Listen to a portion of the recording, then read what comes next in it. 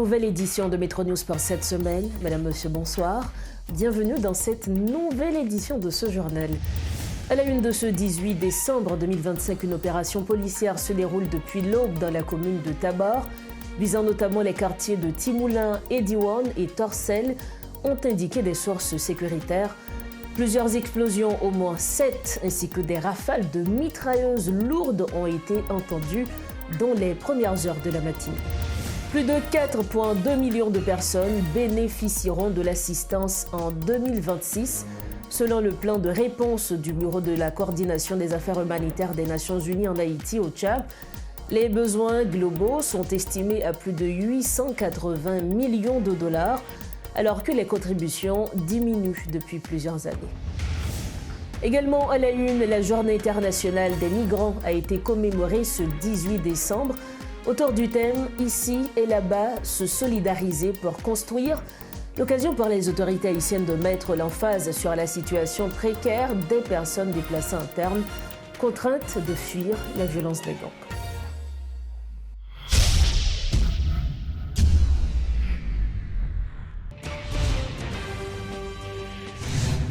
Bienvenue au développement des titres de l'actualité. Une opération policière est en cours depuis l'aube à Tabar, visant notamment les quartiers de Timoulin, Ediwan et Torcel, ont indiqué des sources sécuritaires.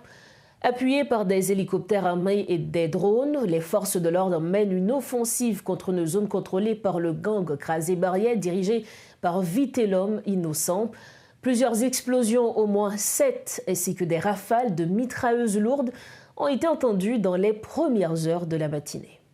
Plus de 4,2 millions de personnes bénéficieront de l'assistance en 2026, selon le plan de réponse du Bureau de coordination des affaires humanitaires des Nations Unies en Haïti. Selon ce plan, les besoins globaux sont estimés à plus de 880 millions de dollars, alors que les contributions diminuent depuis plusieurs années. Ce jeudi 18 décembre, lors d'une conférence conjointe, la coordinatrice résidente et humanitaire du système de l'ONU en Haïti, Nicole Boni-Kwasi, et le ministre délégué à la solidarité et aux affaires humanitaires, Erwil Gaspard, ont fait valoir leur intention de soulager les familles déplacées, dont leur nombre ont augmenté à 1,4 million au cours de l'année 2025. Les responsables ont également exprimé la volonté du gouvernement et de l'ONU de poursuivre l'assistance dans plusieurs domaines et ont également appelé à des investissements massifs de la part des acteurs internationaux face à l'ampleur des défis. En 2025, l'ONU nécessitait plus de 908 millions de dollars pour assister environ 5,5 millions d'Haïtiens. Moins de 27% de cette somme a été collectée. La Journée internationale des migrants a été célébrée ce 18 décembre autour du thème « Ici et là-bas, se solidariser pour construire ». À cette occasion, le directeur général de l'Office national des migrations, Jean-Nego Bonheur Delva, a souligné la situation précaire des personnes déplacées internes, contraintes de fuir la violence des gangs. Il a également rappelé que cette vulnérabilité touche les migrants haïtiens à l'étranger, appelant à une solidarité accrue avec les ressortissants haïtiens à travers le monde. Ce thème, d'une part, nous rappelle une vérité essentielle. La migration n'est pas une rupture, mais un pont.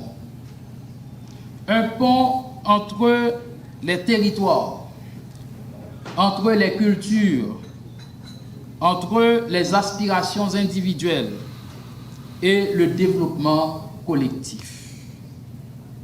Ce thème, d'autre part, résonne profondément dans notre réalité nationale. Car en Haïti, la migration ne se vit pas seulement au-delà de nos frontières. Elle se vit aussi à l'intérieur même de notre territoire, à travers des milliers de compatriotes devenus aujourd'hui personnes déplacées internes, contraints de quitter leur foyer à cause de l'insécurité, des catastrophes naturelles ou de la précarité socio-économique. Le migrant vit souvent entre deux espaces. Ici, où ils contribuent et là-bas auxquels ils restent profondément attachés.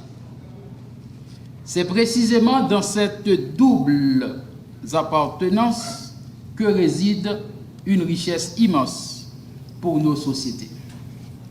Mesdames, Messieurs, les migrants sont des acteurs du développement par leur travail, leurs compétences, leur transfert de ressources, leurs idées et leur engagement citoyen. Ils participent activement à la construction économique, sociale et culturelle des pays d'accueil, tout en contribuant au progrès de leur pays d'origine. Pourtant, trop souvent encore, ils font face à la vulnérabilité, à l'exclusion, à la stigmatisation, voire à l'indifférence. Toujours à l'occasion de la Journée internationale des migrants, le groupe d'appui aux rapatriés et réfugiés GAR a présenté officiellement un rapport d'enquête sur les conditions de travail des migrants haïtiens dans le secteur de la construction en République dominicaine. Le GAR a formulé des recommandations aux autorités compétentes haïtiennes et dominicaines, plaidant pour la mise en œuvre d'actions concrètes afin de garantir le respect des droits des migrants, l'accès à la justice et la lutte contre la discrimination, entre autres. Autre dossier, le ministère de la Culture et de la Communication a pris acte de la publication du résumé du rapport de l'unité de lutte contre la corruption, affirmant dans un communiqué publié mercredi que les investigations n'ont pas établi de détournement de fonds qui lui seraient imputables. Le ministère rappelle que l'enquête, ouverte à la suite de dénonciations de la Fondation J'éclairé, FJKL, a abouti à des recommandations de nature administrative et institutionnelle, visant selon lui à renforcer la transparence et l'état de droit. Le MCC se dit disposé à poursuivre sa collaboration avec les instances de contrôle et les autorités judiciaires compétentes, tout en soulignant que le rapport de l'ULCC révèle des irrégularités au sein de l'Institut de sauvegarde du patrimoine national ISPAN, sans mettre directement en cause le ministère. Autre dossier, l'ambassade de la République de Chine-Taïwan en Haïti, Cheng Haohu, a effectué ce jeudi une visite au centre commercial moderne de Tabar. Il a indiqué que cette démarche s'inscrit dans le cadre du renforcement des relations commerciales entre les deux pays et vise à établir des liens de confiance avec les responsables du centre. Selon le diplomate, cette coopération se veut mutuellement bénéfique en matière de commerce. Suivez ce reportage de Rodolphe Fierluis et de Guy Trichossi. C'est la première visite de l'ambassadeur de Taïwan en Haïti au centre commercial moderne de Tabar.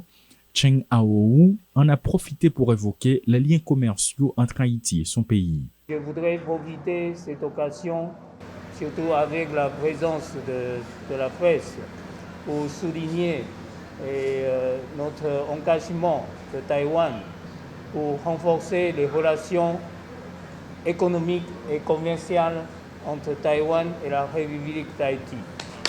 S'agissant de grandes, petites ou moyennes entreprises, ce centre abritera plus d'un millier de commerçants et cette coopération de nature commerciale entre les deux pays s'est soldée par des engagements. Avec cette coopération, je pense profondément que c'est une coopération de gagnant-gagnant. Ce n'est pas seulement on profite d'une partie, mais c'est réciproque. Le renforcement de la coopération économique et commerciale, c'est-à-dire les deux côtés des entreprises, des entrepreneurs qui peuvent gagner avec cette coopération. L'occasion pour l'ancienne ministre Yannick Mézil de faire part des principales préoccupations des membres qui font partie du centre, notamment une base de données.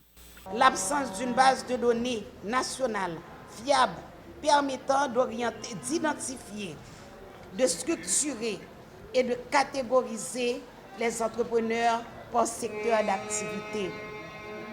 Or, il est difficile d'apporter un appui efficace à un secteur insuffisamment identifié. L'encadrement des MPME doit donc impérativement commencer par un processus rigoureux d'identification.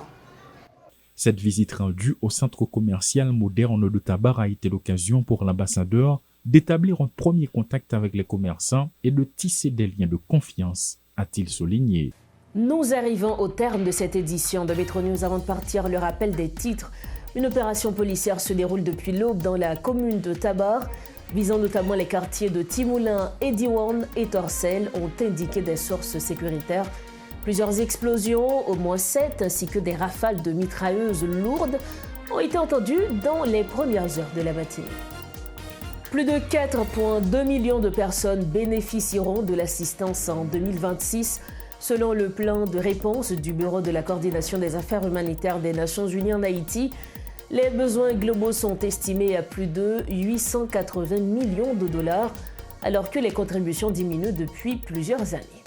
Et puis la Journée internationale des migrants a été commémorée ce 18 décembre autour du thème « Ici et là-bas, se solidariser pour construire ». L'occasion pour les autorités haïtiennes de mettre l'emphase sur la situation précaire des personnes déplacées internes, contraintes de fuir la violence des gangs. C'est ainsi que nous refermons cette édition de Métro News. Merci de votre fidélité, merci surtout de votre confiance.